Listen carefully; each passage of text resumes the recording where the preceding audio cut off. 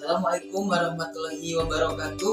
Perkenalkan, nama saya Rudi Hakiki dengan NPM 2121718082. Di sini saya akan mempresentasikan mengenai pengertian teori belajar humanistik sebagai salah satu syarat tugas UTS mata kuliah belajar pembelajaran yang diampu oleh dosen Ibu Mimin.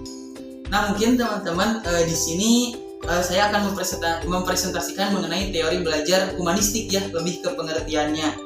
Nah, teori belajar humanistik ini terbagi dari dua kata. Yang pertama ada kata belajar dan humanistik.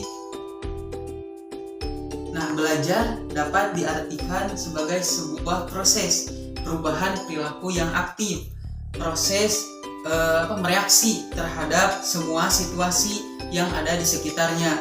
Kemudian proses yang diarahkan pada tujuan, proses berbuat untuk melakukan gitu ya, berbagai pengalaman, proses melihat, mengamati, dan juga memahami apa yang dipelajarinya. Ini menurut Sujaya tahun 2019. Kemudian humanistik ini merupakan sebuah teori yang dicetuskan oleh Abraham Maslow pada tahun sekitar 1950-an.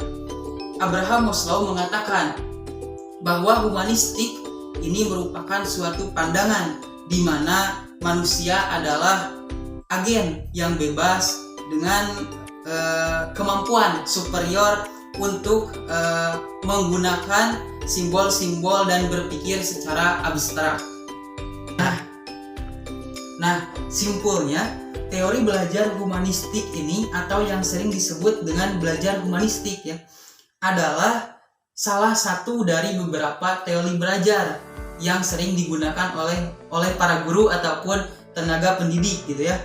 Nah, secara garis besar teori humanistik adalah teori belajar yang bertujuan untuk menghasilkan hal baik bagi kemanusiaan supaya bisa mencapai tujuan dan juga aktualisasi diri yang membuat orang mampu untuk mengenali dirinya sendiri.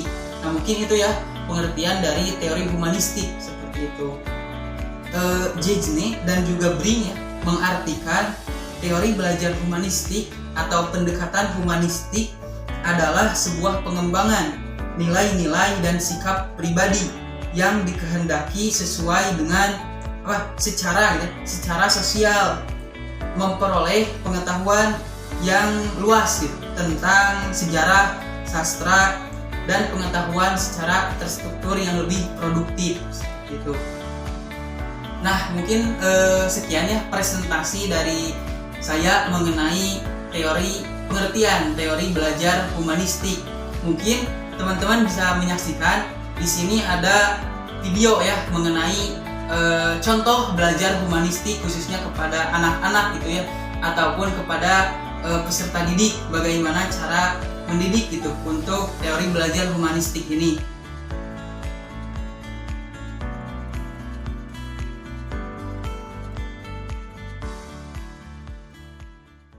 SDN Sanghyang.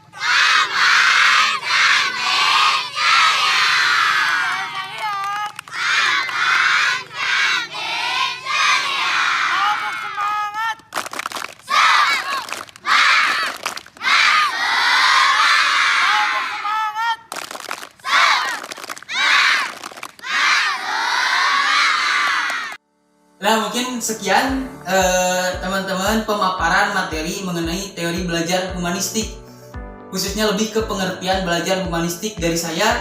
Mohon maaf apabila ada kesalahan dan kekurangan. Wassalamualaikum warahmatullahi wabarakatuh.